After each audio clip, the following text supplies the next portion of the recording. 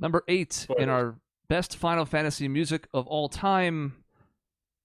We still have not gotten to a number 1, and that's about to change. So someone's heart is about to be broken because their pick for the best song is not going to be our group's pick for the best song. I will also give you a bit of a spoiler.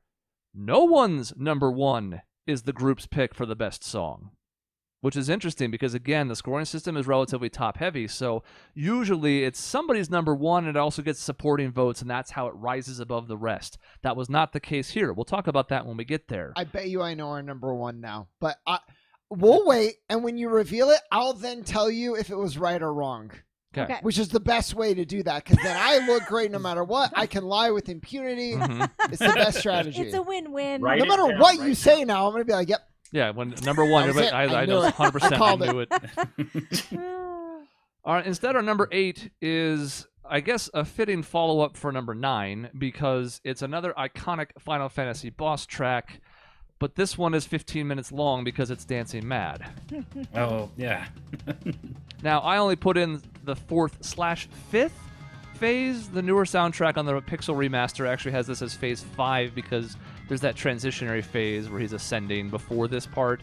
Either way, the last phase, this is the one everybody knows it for, but everything counts towards this, so everything like the organ kind of does and those other 3 movements leading up to this. It's just that this is what everybody's here for because this has Kefka's theme and, you know, this is the headliner. It's kind of intriguing listening to the song and knowing that this is actually the first song that you listen to in Final Fantasy VI. The intro theme, they're playing Dancing Mad. And now you're here after this entire journey facing a god that is mad. He's mad. Is he also dancing?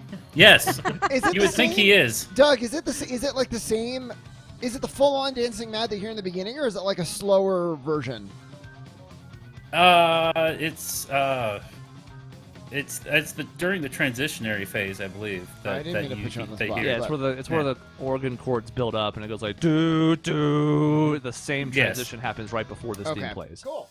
I didn't know that. So it comes That's full great. circle, and it's a fitting end because everything with Kefka is built to this point. You've watched as what you thought was the bad guy, and Emperor Gestalt gets thrown off of a floating mountain, and instead he gets replaced by the psychotic clown who poisoned a whole village once upon a time. And it's sort of a fitting theme because, again, just like with his own theme, Kefka has this blend of like quirkiness and evil that, I mean, this theme perfectly encapsulates. It's a really good reflection of a boss that's going to be a psychotic fight for you. Yeah, I was a kind of a dumb kid when I played this game, and so I was not expecting this twist, and I was thinking, you know, I don't like the villains, but at least they're not Kefka. Like, at least there's some order. It's not just complete chaos.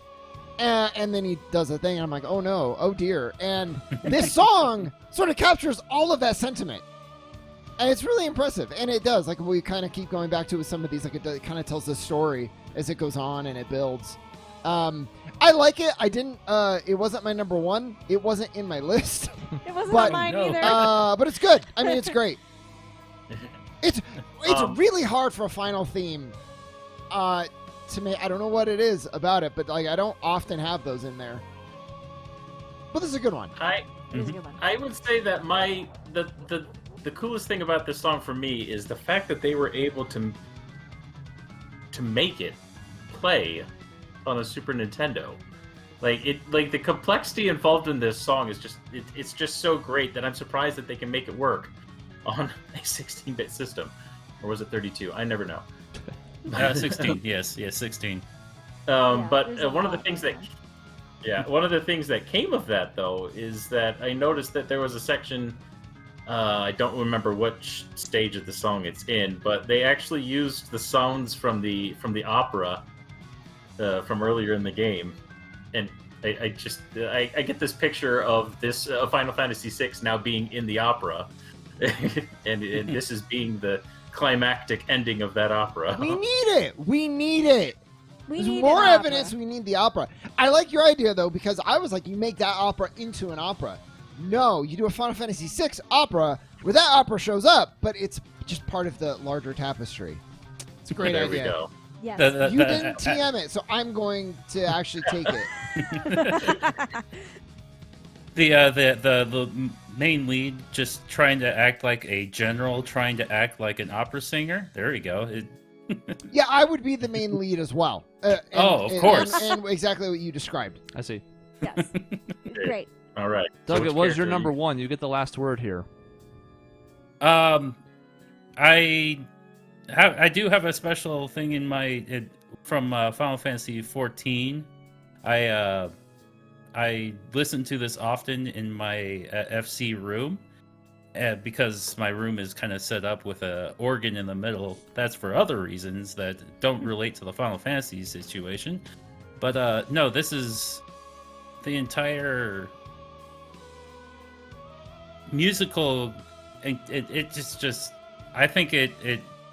Sorry, I'm a little stumbling over my words. It's I wasn't okay. You're expecting emotional because it's a great song. I The get best it. part of the song is playing. Yeah. Yeah, Mhm. exactly. The Yes. song is playing. Your nostalgia. It's overwhelming. It's great. Mm-hmm. I think every preceding part is equally as important as the last part, but the last movement brings it all together and makes it a tremendous set piece final battle for the boss, and just including his laugh in there too is just a It's a great touch. Isn't that Yeah. great though? Every part is as important. You're not just like, let's just skip to the end. It's like you need every piece to make it complete. It's great. Mhm, mhm. Super well composed.